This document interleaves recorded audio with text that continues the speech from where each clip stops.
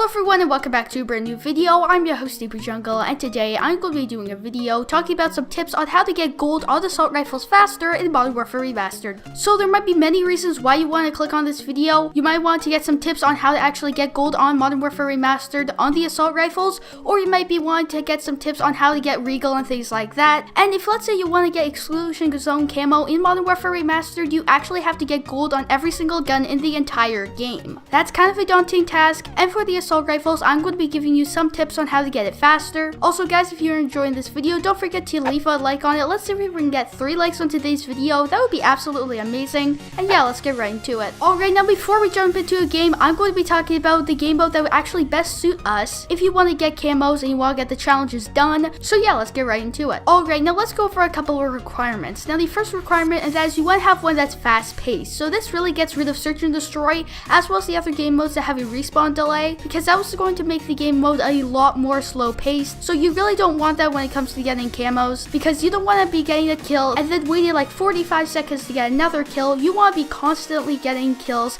and working towards your camo. So yeah, that really gets rid of all the respawn delay game modes as well as search and destroy. One of the best ones will probably be team deathmatch, kill confirmed, or domination. And now we're going to be going over into the next factor when it comes to choosing a game mode, and that's going to be one that is actually pretty long, because you want to have as much time as you possibly can when it comes to getting these challenges. You don't want to join into a game, die a couple times, and then realize the game mode is half over and now you just need to get like 50 kills to get your challenge, except you only got like 5 that game. So you want to make sure that you have plenty of time to actually do these challenges. So that's why you're probably not going to want to play team deathmatch. It is still a good one if you want to rank up and you actually want to get some challenges done, but it's actually not the best. Kill confirm is also pretty good, except it is a pretty short game mode. So I would say that domination is probably the best, because let's go over some of the requirements. It's pretty fast paced, there's no respawn delay unless you're playing like game battles or something like that. And then of course it's actually is a respawn delay, but it's pretty fast paced. A lot of people are going to be around the objectives, so if let's say you want to get kills and headshots, that's going to be pretty good. Also, it's very predictable when it comes to traffic patterns, because a lot of people are going to be trying to stay in those objectives, as well as it's actually a pretty long game mode. I mean, a lot of domination matches, they last between like 10 and maybe even 15 minutes. So that means you'll have plenty of time to be able to get headshots, get kills, and things like that. So that's why I would recommend that you play domination or maybe ground war, because ground war has more people playing. Well, it's kind of a trade-off, because if you play ground war, then you're going to have more players and you're going to be able to play bigger maps. But the only problem is, if let's say you play 6v6, you're going to be able to play shipment, and if you want to get kills and headshots and things like that, shipment is an amazing game for that.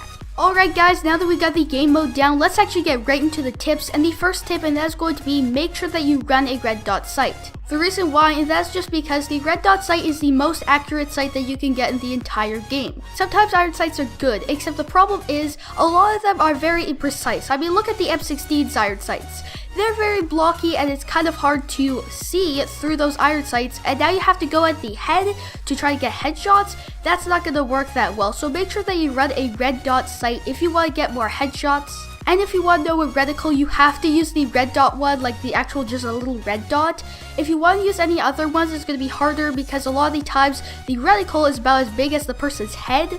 But with the red dot, it's very smooth, it's very clean. It's very easy to just aim at the head and see that you're actually aiming at the person's head. And the reticle isn't too big or too clumsy or anything like that, so it just takes up too much of your screen and you won't be able to see your enemy too good. So yeah, that's the first tip. Alright, now the second tip of that is going to be, make sure that you're always aiming at the head. This is a little tip, and you have to make sure that you're doing this if you want to get headshots. Because let's take, for example, this clip right here. This is a gun game gameplay, and I grabbed the corner and I know that that person is right there. As you can see, I automatically lock onto his knee.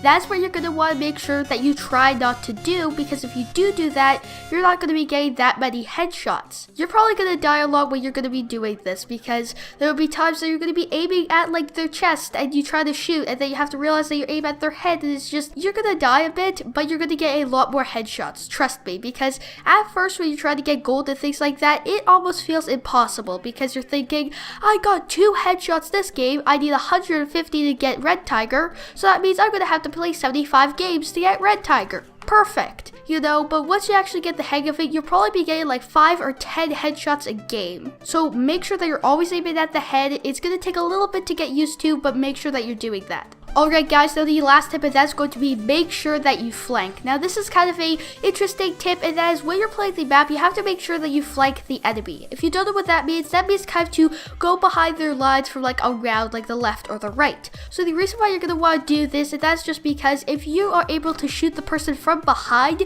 you're able to get a headshot, and it's a lot easier. So let's take for example, you're playing block, and you spawn on one side. Make sure that you try to like sneak your way to their building, and try to like stay there a little bit until the snipers go into the building, and then you can shoot them in the back of their heads so you can get 2 or maybe 3 easy headshots. Make sure that you try to do this when you're playing on like any other map, and try to flank them and try to actually get headshots. Sometimes it can be kind of tricky because you try to shoot at the person and then they turn around and they shoot at you and then you end up dying, but just try to make sure that you do this. It's also really good if, let's say, you spawn behind there. Like let's say for example, you're playing on A and B and you're trapped at C, and then you spawn at A and then you see like snipers in the back. If you're playing something like Bog or something like that, then you might end up being able to get like 2 or 3 headshots. So that's going to be my third tip, and that's going to be make sure that you flank. And this kind of also goes into the next tip, and that is make sure that you do not quit out of games. This is actually a really important one because a lot of people, when they join into a game